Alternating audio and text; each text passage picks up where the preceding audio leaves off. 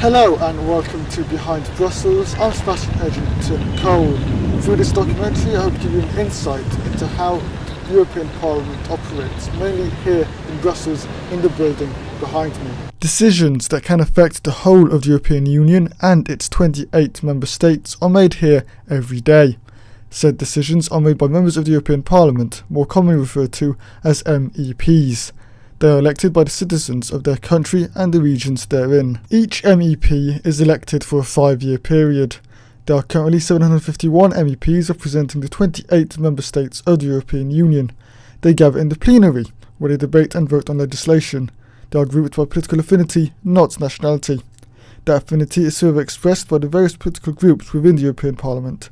Each group tends to have members from across the European Union. I met 5 of these MEPs who collectively span the European Union. They are Bulgarian MEP Angel Jambaski. We believe in politics. We don't do like job. We believe in causes. French MEP Aymeric Choprade. I support the idea of Europe. I feel like a French but also a European citizen. Scottish MEP David Coburn. The European Parliament is just a fig leaf. It's no more than that. We are eunuchs. We have no power whatever. English MEP Emma McClarkin. So I decided to put myself forward and be that person and stand up and make that voice heard.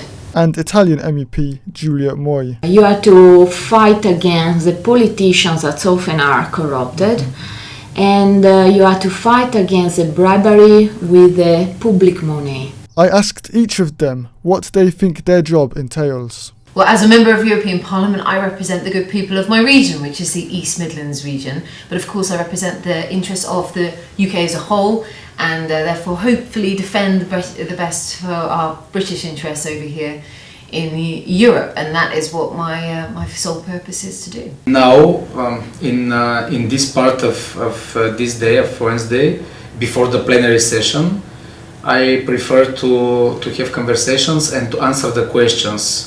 There are a lot of questions from people all over the European Union. Of course, most of them are from my country because it's normally people to recognize me as their representative here. My official job is obviously to legislate for Europe and to that sort of thing, and to make sure that Europe is ruled correctly.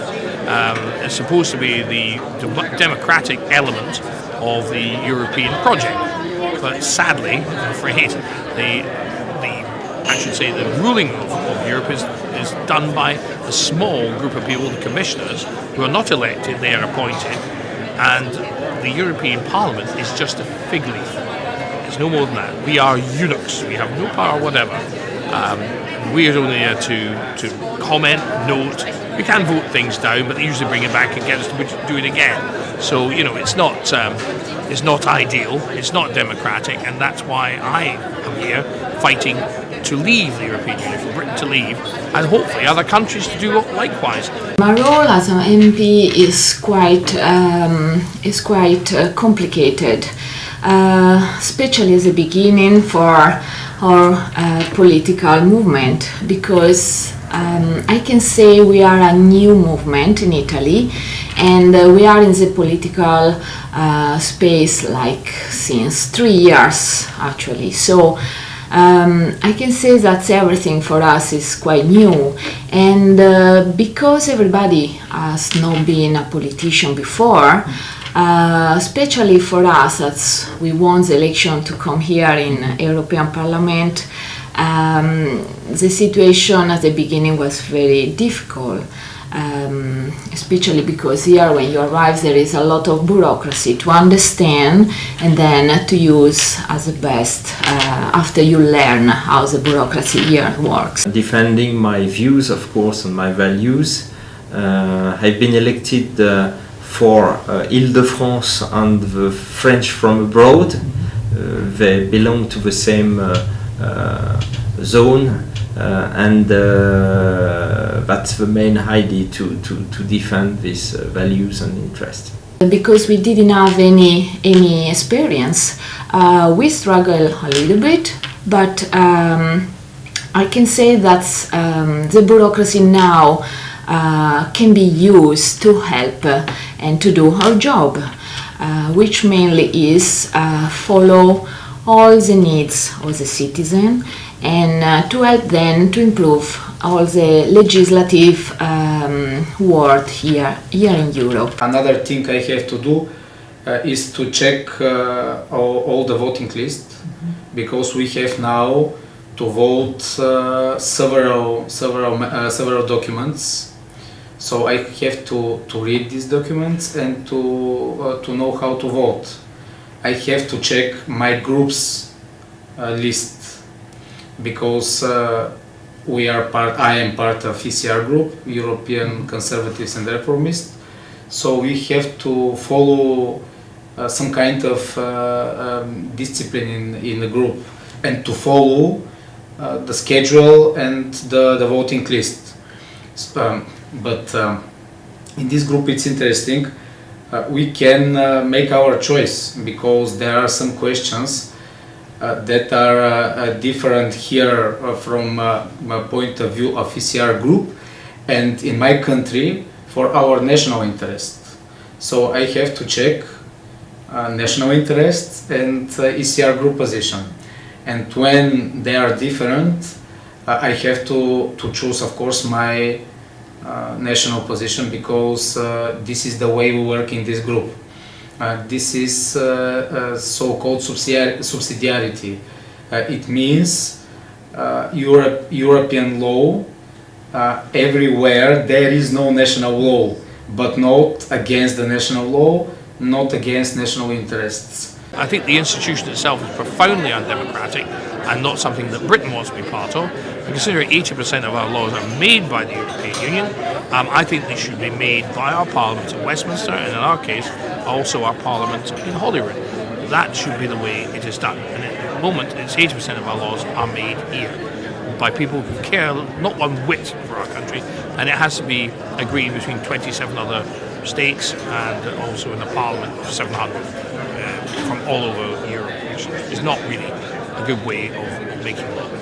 We have also opinions, we have also declarations, we have also statements, we have also amendments, and all this is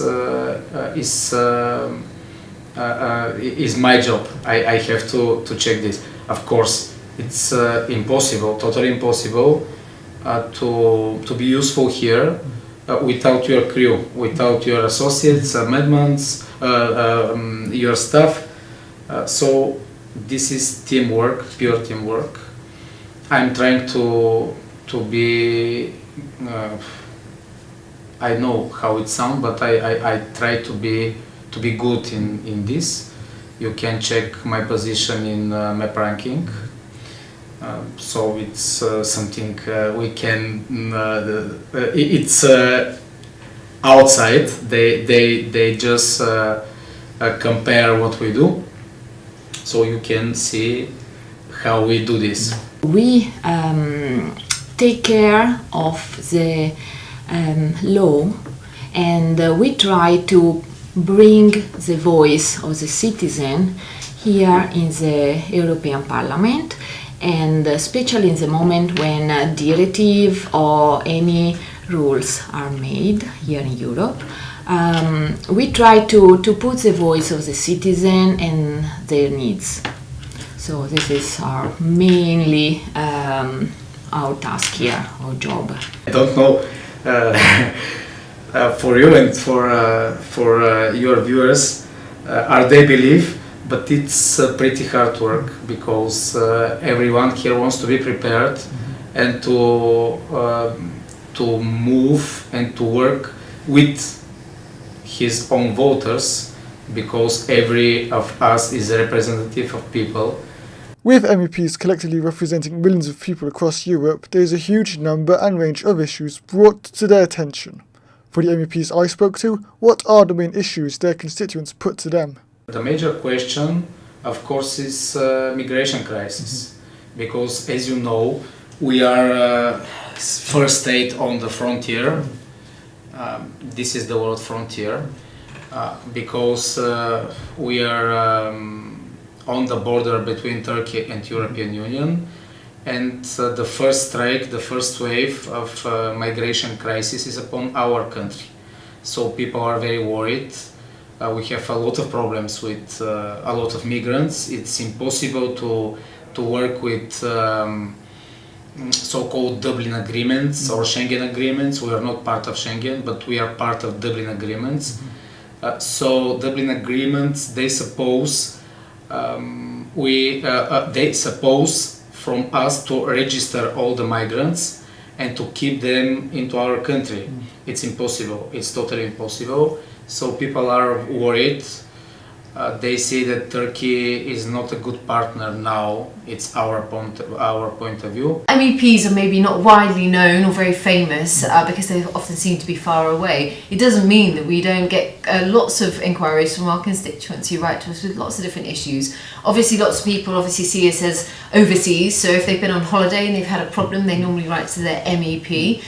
Or if they've had a problem with a pension, they've been working in another European country, had a problem getting their pensions. I've had several of those I've had to help them with and unlock those doors, and that's what we do. We try to use the position that we have, the platform that we have, to help our people resolve their issues. They would like to see changes here in Europe. It's for this reason they trusted us, voting us. But as I said before, when we arrive here, we discover a really new world, and to change the thing here is quite difficult. So we try our best to change how the law here are made, how the decisions are made. But actually, because we are in a minority group, usually the changes we would like to see, also the Italian citizen would like to see, are very difficult to obtain and to show them back the results. But we fight every day to obtain this, even if often are against all the numbers and against the two major political groups here in Europe. So we fight every day trying to convince that the European Parliament is here to help the citizen, not to undergo some imposition that has been already taken without any consultation with the citizen. But until now, I think I'm pretty sure everything has been done like this before. I have answered already, maybe around 1,000, not 1,000, maybe 100 questions today, and most of them are for migrant crisis, for European solution. So people in these parts of Bulgaria, they are worried, and they can't accept European political way. They can accept this politics. First of all, I've been elected to defend the idea of sovereignty and to and specifically the respect of a sovereign nation among the club of members inside the European Union. So I support the idea of Europe. I feel like a French but also a European citizen, but at the same time I would like a new Europe respecting more the values of a nation with different specificities and interest for each nation in this club of states. Most of mine seem to be very keen to leave the European Union. That's the message I get from a lot of people. But obviously many of them have problems created by the laws of the European Union. I represent a lot of fishermen in Scotland, and because we're in the European Union, they do not have much of a fishing grounds. Scotland's fishing grounds are plundered by the Spanish, the French, and various other people.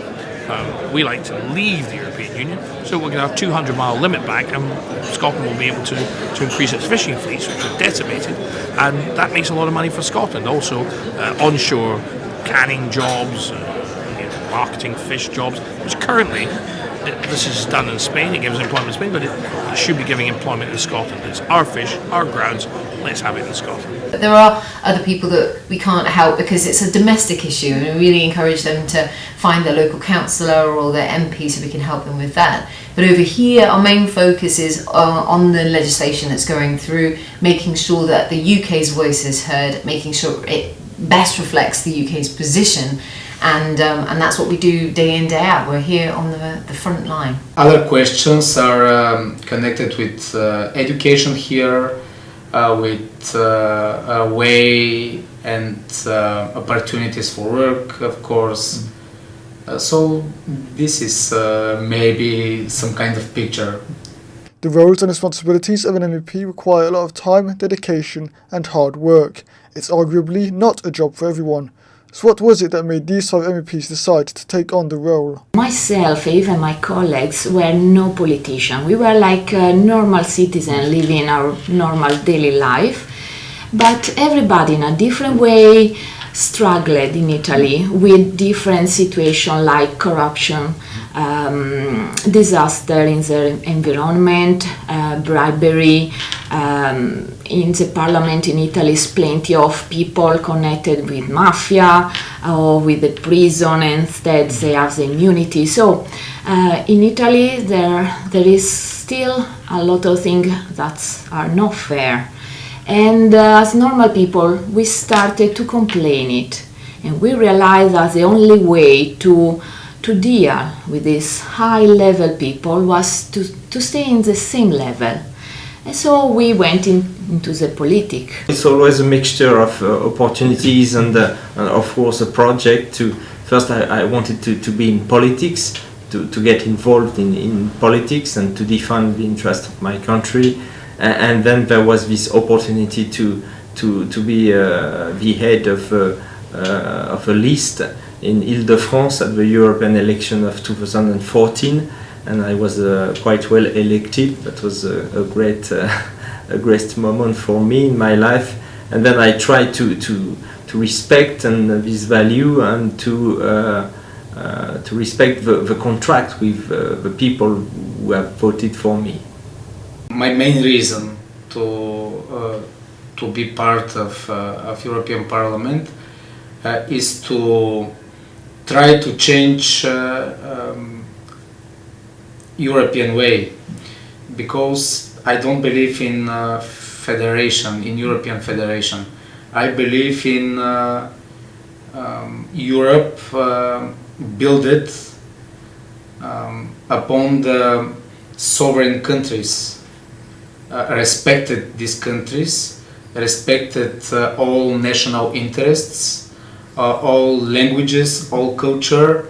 So we want to explain and to change this way, because we believe this way is one way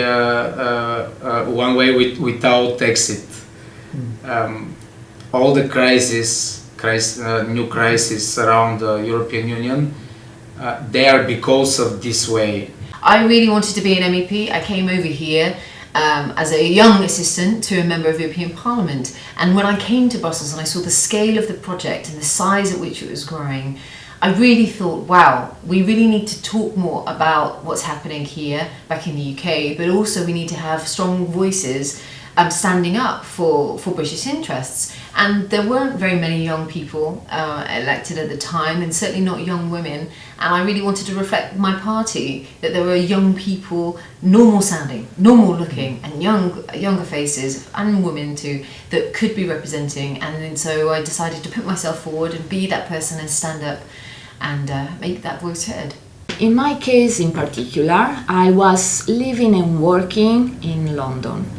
I'm a researcher. I was doing my PhD at King's College of London, and then for some private reason I had to come back to help my family. And there I realized that the bribery was too much. Even to start a simple startup, the young over there are really, how can I say, without a breath to do anything, because it's always politician exchange of vote. It's not like if you have a good idea, you can start your business or you can do something for your country. You have to fight against bureaucracy, which is very low, so you can do anything when you want. You have to fight against the politicians that often are corrupted. And you have to fight against the bribery with the public money. This is a very big deal in Italy, and especially in Sardinia, where I come from. Because I had a English mentality where the public money should be in the hand of the citizen, I found after 1 hour I could read a contract that something was no weird. I complained, I asked explanation, but the contract they gave me following a course of formation, they said it was not my business. So from then started all my fight against this no fair way to use the public money in Sardinia. And the fight is still going on, but the fight gave me the strong power, or how can I say, the power to go in movement 5 Star, so to start to be a politician. The people as a citizen believe me, believe my fight against the corruption. So I won. It was a miracle, because in Sardinia we were like 30 years that the citizen didn't believe a normal citizen as me. And so I can be considered the first politician elected directly by the citizen.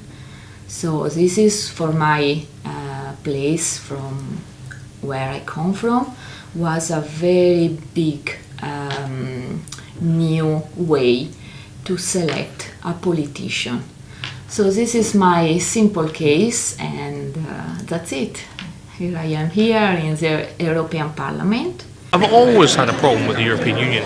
My first business when I was about 12 years old was buying and selling coins. In those days, the British currency, pounds, shillings and pence, you often had shillings which were 18th century or whatever, and shillings and coins pre-World War II were made of silver, not copper and nickel. So if you had those, you could sell them for silver value.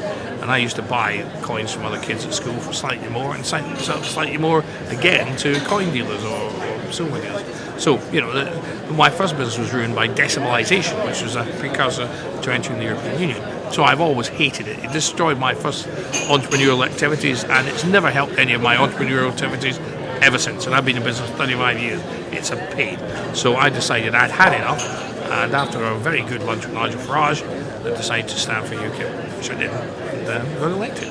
You can see a lot of angry people all around Europe, people who disagree this federal way.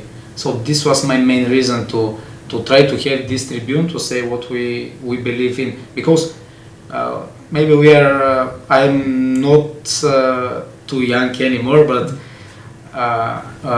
maybe we are some kind of old-fashioned in this. We believe in politics. We don't do like job. We believe in causes, and we are trying to work in idea to win these causes. Since the day after I came here, I wanted to pay back the promise I said to the citizen who believe in me. And I immediately tried to collaborate, for example, with a special office that is here in Europe, which is called OLAF. It's the office for the anti-fraud in Europe. So I started immediately to collaborate with them, and we are trying to change a lot of things back in Italy, because I think if the corruption will be less, more public money will go directly to the citizens that are really in need to have this money. So I'm doing this. I hope to succeed in doing it. The number of MEPs in the European Parliament could soon decrease, following a historical decision made by UK citizens on the 23rd of June 2016. A referendum on the UK's membership of the European Union was held, and the result was in favour of leaving the EU. Whilst the process for the UK to leave the EU could take a minimum of 2 years after the result, the European Parliament reacted swiftly to the result of the referendum by convening an extraordinary plenary session 5 days after the result to analyse the outcome and the way forward. Here are a few highlights of that session. Following this result, which we respect, there is deep regret.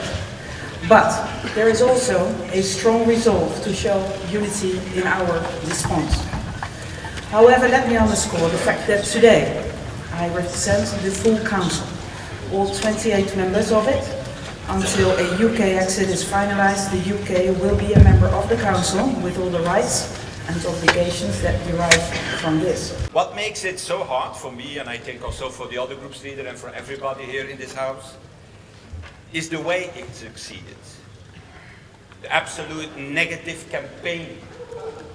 The posters of Mr. Farage showing refugees like in Nazi propaganda because they You know, when I came here 17 years ago, and I said that I wanted to lead a campaign to get Britain to leave the European Union, you all laughed at me. Well, I have to say, you're not laughing now, are you? Colleagues, there is a lot of things to be negotiated. We will need cool heads and warm hearts. But please remember this. Scotland did not let you down. Please, I beg you, shut your head. Do not let Scotland.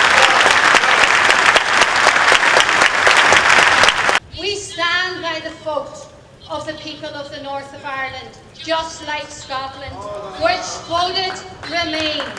We accept, we respect,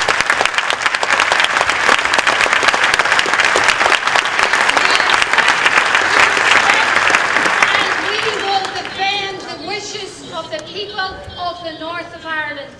However, if English votes drag us out of the EU, that would be like Britannia waives the rules.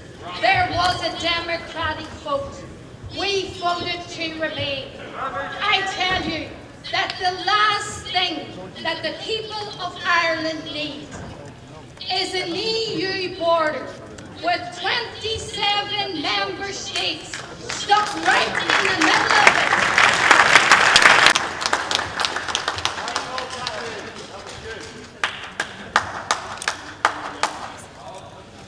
Just the last part of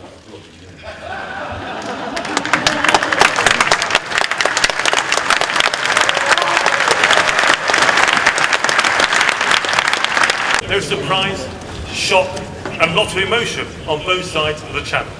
And there will be many attempts to replay both the referendum campaign and history.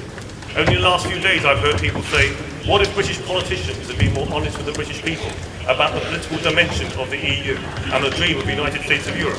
What if the EU had offered more in negotiations with the British people? But that is all now in the past. Now politicians in the UK and the EU both need to look to the future. And both sides of the channel, we need to pause and start thinking about our negotiating strategies. Let us think carefully in the short term about the best relationship for us both in the long term. I hope this documentary has helped you understand more about this institution and the people working in it.